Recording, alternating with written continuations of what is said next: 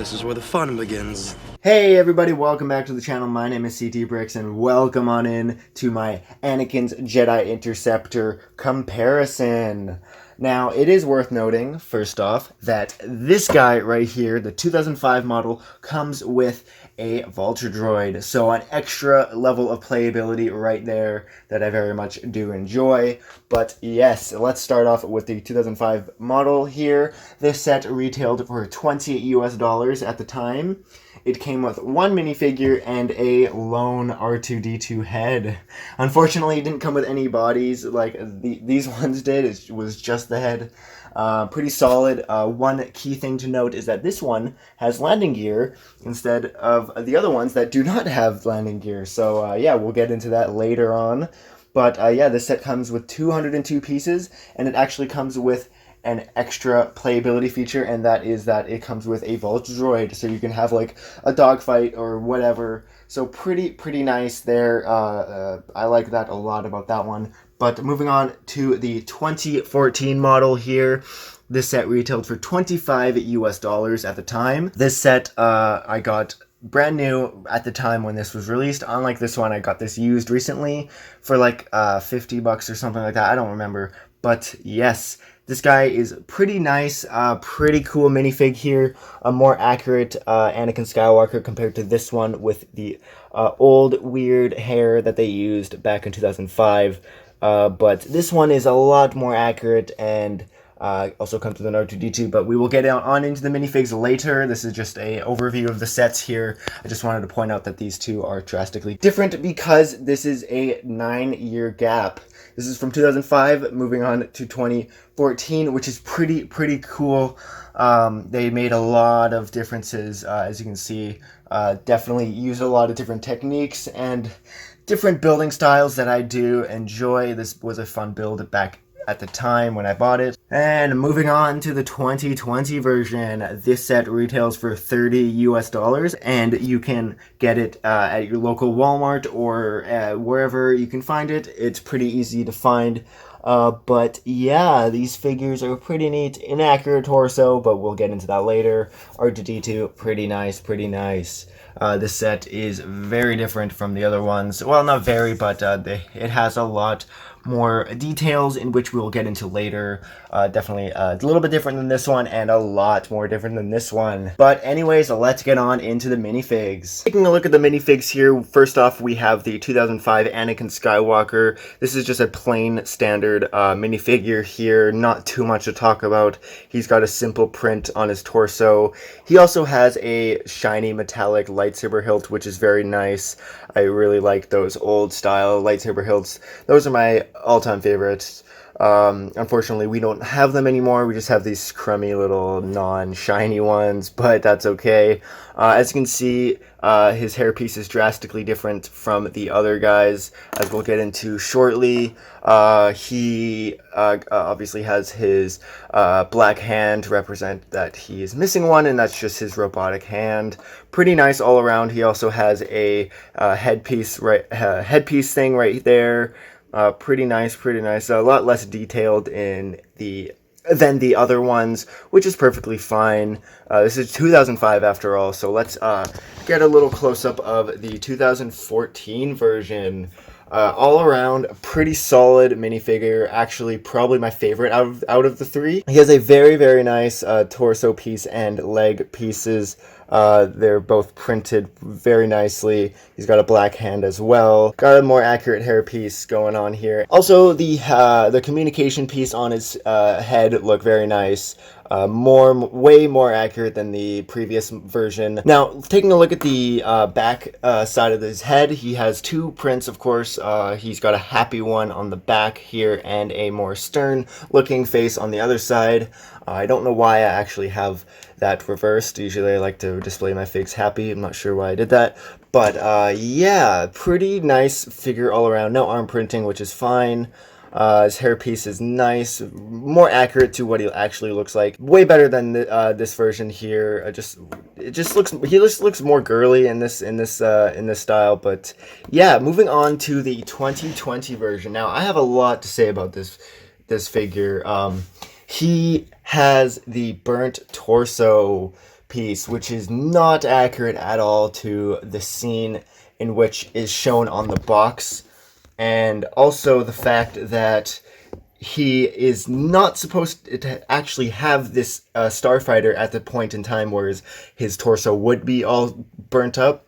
If you actually watch the movie, he has a green one at the point in time in the film where his torso would be all beat up from Mustafar. So it is not accurate whatsoever.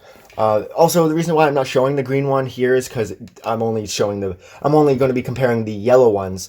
The green one I used to have, but don't have it anymore. But I wouldn't even show it in the video anyways.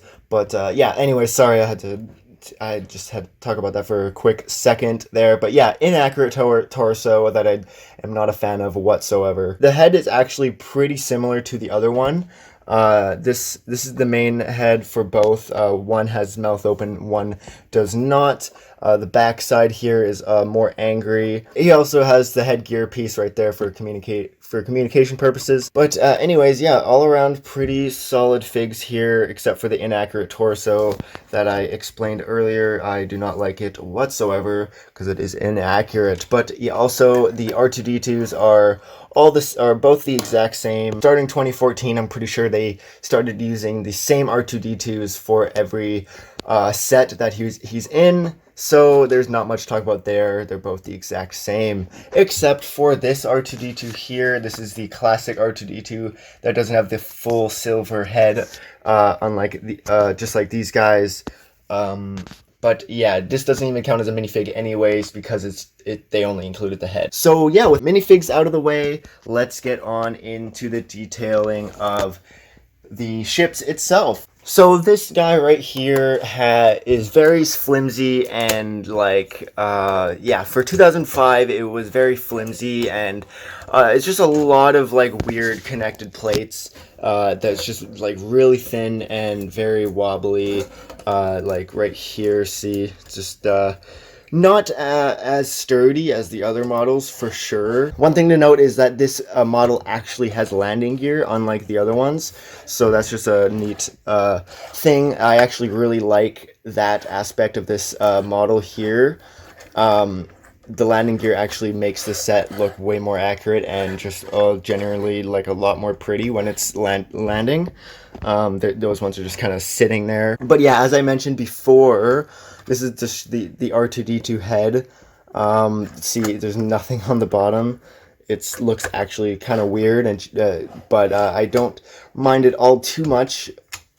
Also, this, yeah, see, for 2005, this is just not a very good design here, but after all, it was 2005, as I said, so the detailing on here is very minimal, and the sturdiness is also very minimal, but the inside here is rocking a little seat here and a control stick and some printed pieces, or sticker pieces. The turrets on the front are pretty cool. I do actually like these ones more, because they have that nostalgic feel of the colored tips to represent the blaster bolts. There's also a little gun, or not gun, two little cannons on the side as well.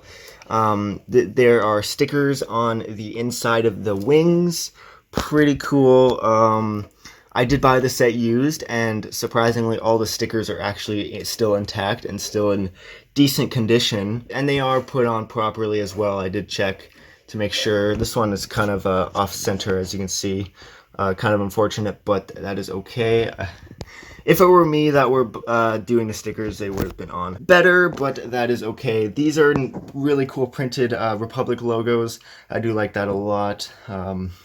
Printed pieces are always pretty nice. The engines on the back here are pretty slim and not very noteworthy at all. That's what Anakin looks like inside. You can see that you can actually move the control stick into his hand to make it so it looks like he's actually flying it, which is nice. I do like that. But yeah, let me show you what the set looks like when it's in flying mode. And yeah, that's pretty much what it looks like when it's flying. It's base at the bottom here, pretty chunky. It doesn't look all that good. Also, one key factor here is that this set has some major playability. As you can see, there's some sort of conflict here. There's got the droid, vulture droid here that could, fly, and you can fly and make dogfights and stuff. That's a key feature with this set. The other ones do not have that. That is, this has the most playability in my opinion, because you have two ships to fly and attack each other and stuff. So that's a very key thing to note, and I really wish that the other ones did have some other ship to play with, but I don't play with my Lego, I collect it, but you know what I mean. My point being is that this has a lot more playability than the other ones. That was my whole point there. So apologies for rambling a lot. So let's talk about the 2014 model. I got this brand new back when it came out, so this is my own set that I've had. Pretty nice. I do like the engine pieces a lot more than the 2005 model. This set also has flick fire missiles, as you can see here. Pretty cool.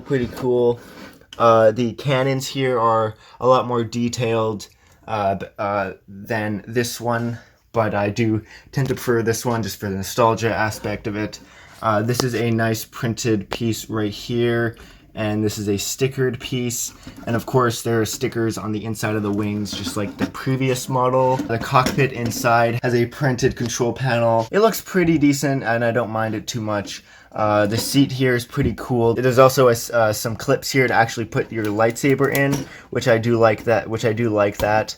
I'll show you what it looks like right now. Yeah, so pretty cool feature there. And of course you can also close it down without the lightsaber conflicting with the closing of it. And also he looks nice and snug in there. All in all, it looks pretty solid. It's a lot more sturdy than the 2005 model. So looking at the undercarriage here, you can see that there's no landing gear unlike the 2005 version. This just has the rounded pieces to act as some landing gear type thing. It just rests there nicely. But one thing I do need to mention is that on this model here, his R2-D2's legs just kind of dangle about, and also that comes off pretty easily, as you can see. So if you're pushing down pretty hard, you can disrupt that and it'll fall. I guess I'll fix that. And it is worth noting that right here you can see some red, you can see a red Technic rod right there. It's not ideal. It's very, it looks very out of place, and it catches the eye, and it's very odd. I'm not a big fan of that. Yeah, I think that's pretty much all I have to say about this guy right here. Okay, so moving on to the 2020 version, we have going on here, we have more stickers. There's some stickers here and on the other side to represent the Republic. And there's a sticker here. Unfortunately, my sticker cut was very unaligned, and it looks like crap actually. But that was not by me. That was how it was printed, and that was what I had to work with. So that's it's pretty unfortunate, but that is actually what it's supposed to look like here on the box. Mine is drastically different, unfortunately. This model is a lot more sturdier and pretty accurate to how it is in the movie. Unfortunately, Anakin Skywalker does sit pretty weirdly in here. If you sit him up upright like this, like how he would normally sit, the cockpit window actually can't close all the way, so you actually have to put him down like all the way, and it kind of looks like he's resting or sleeping. The spot where R2-D2 goes is a lot better, a lot more sturdier, and doesn't have the issue of the thing actually breaking, as unlike the other one here, the 2014 model, this guy actually is a lot more sturdier, and I do like that a lot. Also, no landing gear, as you can see, just a lot more of the rounded reversed tile pieces there. Pretty nice. Also stud shooters as well. Pretty much the same as the 2014 model. Also, this guy right here has a spot for the lightsaber too. I didn't actually realize he had his lightsaber there. I gave him an extra one. Yeah, there's a little clip there, and there's also a clip right here for the extra stud shooter that you get. So pretty nice feature there. Also, it is worth noting that every iteration of this set has different colored cannons. We're starting off with 2020. Dark gray cannons, black cannons, and then light gray cannons with the blue tips. Pretty weird how they did that. I'm pretty sure in universe it is supposed to be dark gray or some sort of light black kind of color. So this is probably the most accurate in that regard. Moving on down here, we also have little cannons here too, much like the other models here. I forgot to actually talk about it over here. They're pretty much the exact same, although this one is more hidden, and it looks actually looks pretty cool that way. It's not bulging out as much as this version right here. Pretty nice, pretty nice. And of course, right here, you'll find some sticker pieces underneath the wings, just to give it some more detail. It is worth noting also that this part right here is like pretty different on each one. Like this, on the 2005 version, they're up, these sloped pieces are down here, and it's one of these pieces along the side here, and then here it's two of them on each side, and then two of them on this side, but with grilled pieces on top.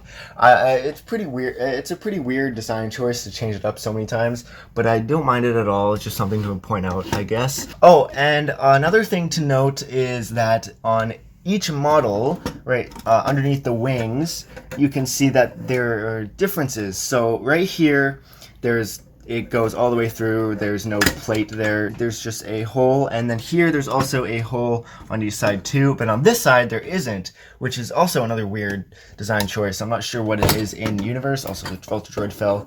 I guess we can talk about the Vulture Droid soon in a second if that is something you all want to see, but if not, you can skip it. I'm just gonna do a quick overview of it. It's pretty nice. You can have it in its walking formation or landing formation here. But when it's flying, it just looks like this one is flying. Pretty nice. There's not much to talk about here except for the fact that there's a lot of stickers here. And for 2005 and the fact that it's lasted that long in someone's collection without the stickers peeling is pretty nice. I'm really surprised that the stickers showed up in great condition when I got it in the mail. I was thinking that the stickers would be pretty beaten up, but they weren't. They're both pretty solid. But yeah, that's just a general overview of the Vulture Droid. Since it is in the set, I guess I'll talk about it, but it isn't actually a Anakin's Jedi Interceptor, so I guess I probably didn't have to mention it at all. But anyways, there you go, guys. That is my comparison of the three Anakin's Jedi Interceptors. Actually, the yellow ones, they did make one green one for the ending of Revenge of the Sith, but I do not have that set anymore, and I wouldn't even include it in this comparison anyways. But yeah, that wraps it up pretty much. Yeah, I thought I talked about some interesting stuff about the sets. I really hope that you enjoyed this video and maybe you learned a couple things or two. But yeah, if you want my opinion on which one's the best one, I think I'd either gotta give it to 2014 or 2005. 2014 for the most accurate minifig out of them all, and the 2005 version for its playability and nostalgic aspect. 2020 really lacking on the accuracy, but all around pretty solid set. But yeah, thank you so much for watching. This was really fun to film, and I'll see you guys in the next video. Peace out.